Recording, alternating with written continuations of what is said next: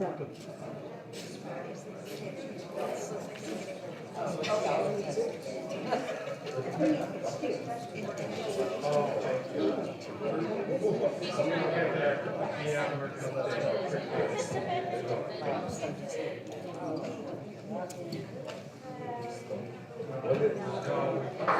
right, it is 10 o'clock based on what I see up here. And I'm not touching anything else. Welcome to Sunday School. Glad you made it a choice to be here today and do a closer look at some of the prophets. We've been looking at the minor prophets, and today our study is going to take us to Daniel, and we'll look at him and see what we can learn from him. Hopefully you were able to apply some of what you heard from or learned from Jeremiah last week. This may be the scene that you are most familiar with when you think about Daniel. This is Daniel in the lion's den. It's accurate, but there is so much more in this book that you want to know about, and I want you to learn about. And so we're going to look at some of his life and some of the milestones that hopefully you will remember and be able to apply to make a difference in your life. Now, the name Daniel, in case you were wondering, means God is my judge. And what that is, that's going to be very important as you study through the book of Daniel. And who was Daniel? Daniel was an intelligent, well-trained, God-fearing person, and this fits well with the fact that he was also one of the, he's on the right foot, but he's also one of the first teenagers that was taken exile into Babylon. So recall last week that when Jeremiah was talking to the people, he told them that there was going to be a time of captivity. So that time of captivity has arrived. And Daniel's going to be one of the first teenagers to go into Babylon. The nation was going to be punished. That punishment was going to be exile in Babylon. And so here we go. That is beginning.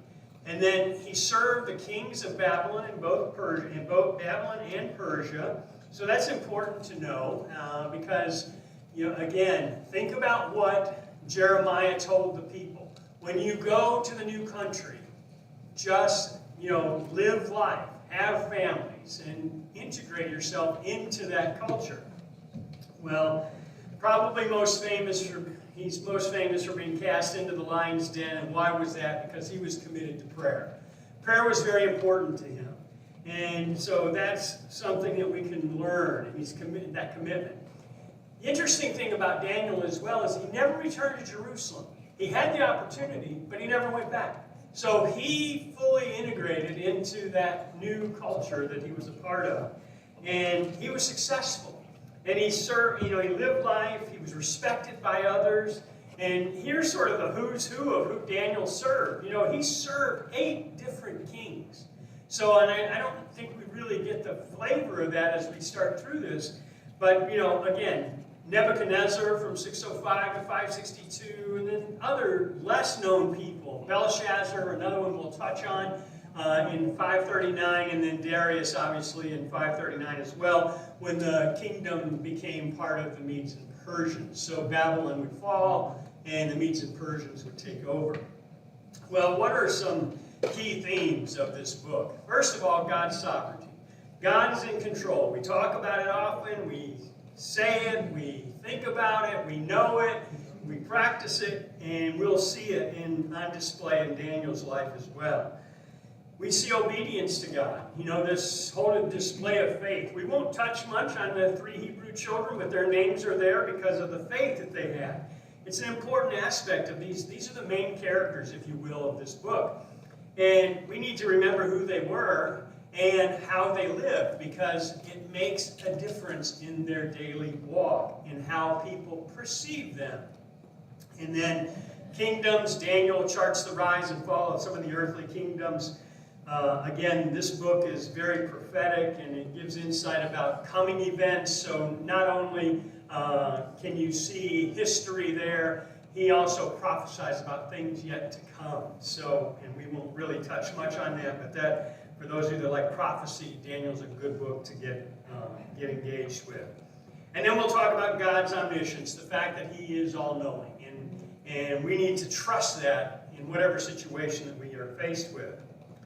Well, let's just think for a moment about this question. what would it be like to be part of a conquered nation, taken to a new country with a different customs and different language? How would you respond? Just think about that for a moment. Now, some of you maybe have served in the military and you've gone overseas. You know, you were sent there. You didn't necessarily go there because you wanted to. And so you were sort of immersed in some of that cultural thing that we're talking about here. But these are people who were taken captive. And they were taken to a new land with different things, different beliefs, different customs. And so here it is, how do I fit into this? How do I engage with that culture? Well, and then just another important question, what's it like to stand for something that's just not popular? And the real question, I think, there is, how am I going to respond when something that I believe is very different or contrary to the culture in which I'm engaged with?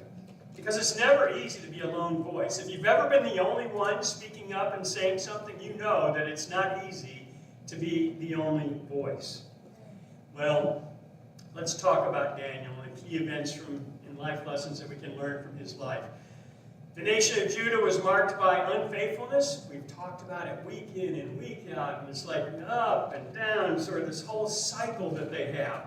And this, again, this disobedience to God is going to lead to judgment. And in this instance, again, captivity is a part of that. They're going to be exiled to a new country. And it's probably not very different from, you and I today. Sometimes maybe we go through these cycles of disobedience, and we come back to God, and we sort of in and out. Maybe not you in particular, but again, it is something that we have to be cautious about and be aware of. There were 3 waves of captivity that we need to know about. First of all, in 605 BC, Nebuchadnezzar took the best and the brightest. So Daniel was one of the first to go down to Babylon.